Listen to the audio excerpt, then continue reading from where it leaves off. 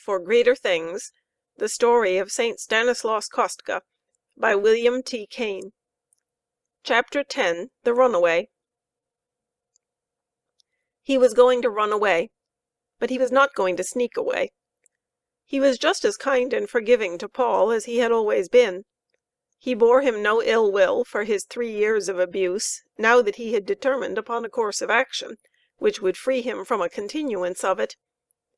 He had often felt angry over Paul's treatment of him, but he had kept down his anger under his vigorous will. But now he made up his mind that Paul would receive something of a shock the next time he had resort to his now almost habitual amusement of beating his younger brother. Meantime, he bought a peasant's tunic and a pair of rough shoes that would be serviceable for his long march. It was not long before something or other Stanislaus did or said woke Paul's easily aroused rage. He began with oaths, of which he seemed to possess a pretty stock.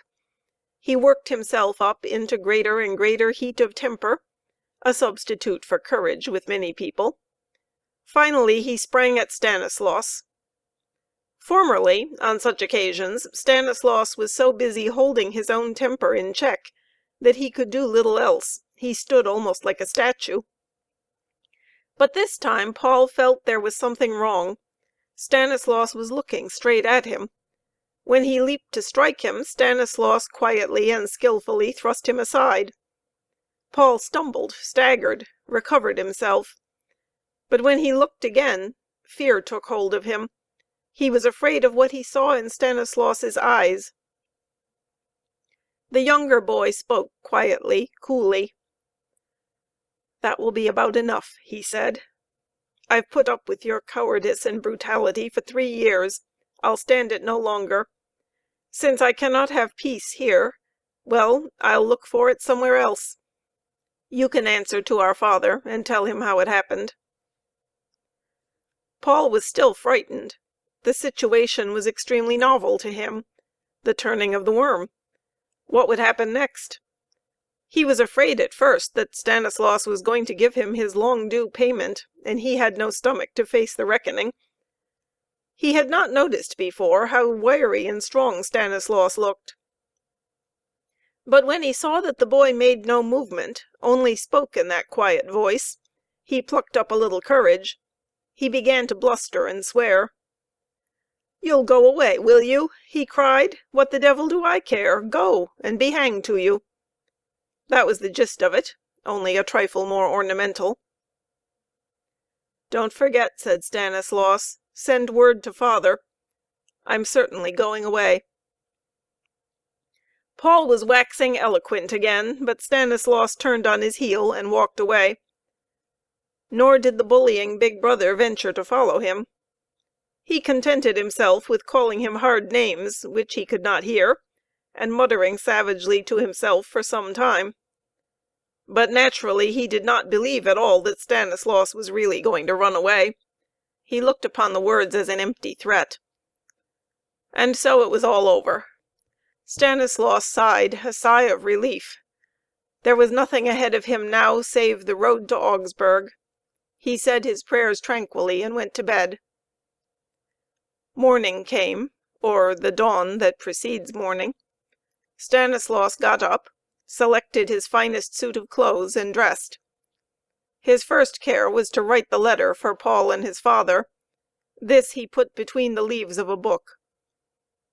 The servants, of course, even in the primitive housekeeping of the Kostkas, slept in another room than the big common apartment of their masters. Stanislaus went to the bed of one of them, named Pacifici, who was rather particularly devoted to him, and who afterwards became a Franciscan. He shook Pacifici and woke him.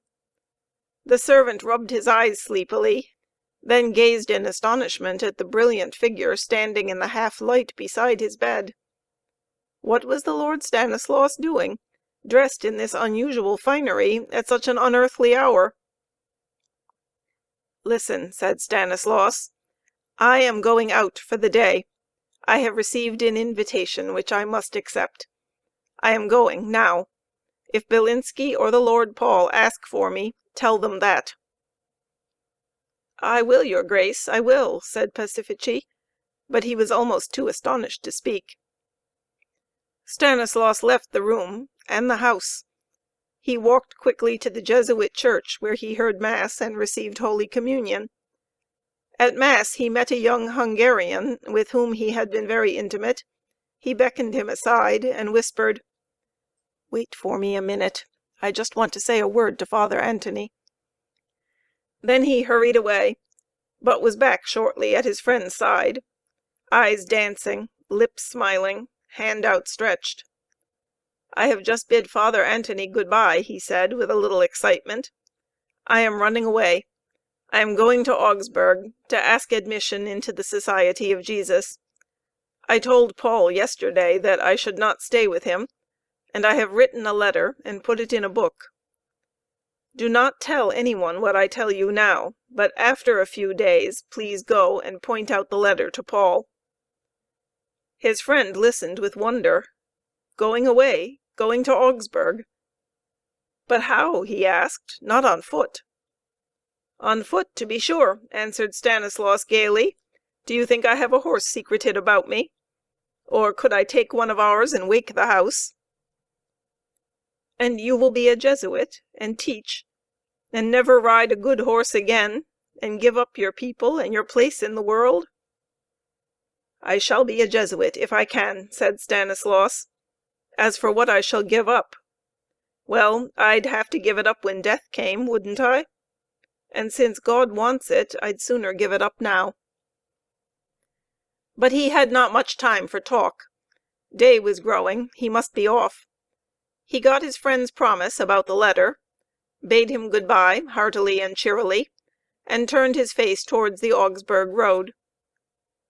What happened else that day we have already seen, and how Paul and Bilinski followed him, and how he got away, and how he did walk bravely, gaily, in less than 2 weeks, the 400 miles to Augsburg.